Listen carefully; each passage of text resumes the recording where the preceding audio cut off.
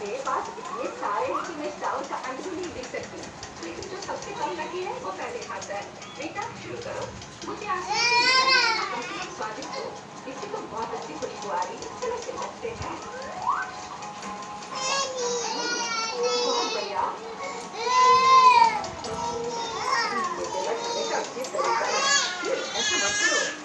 क्या फर्क पड़ता है? मुख्य बात ये है कि इसका स्वाद मुझे अच्छा लगता है। ओह, मेरे मुंह में जान फंस गया। मदद करो। ये ऐसे बाहर निकालो। मैं तुमसे हाथ जोड़कर विनती करती हूँ। तुम हमारे बिना क्या करती? ओह, ये दर्दनाक था।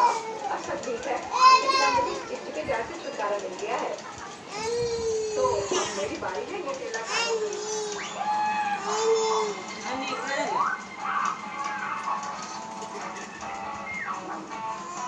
ये बहुत स्वादिष्ट है। मैं एक और जार खाना चाहूंगी। एलेक्स, तुम क्या कर रहे हो? क्या तुम्हें कभी प्रॉपर तरीके से खाना सिखाया नहीं गया है?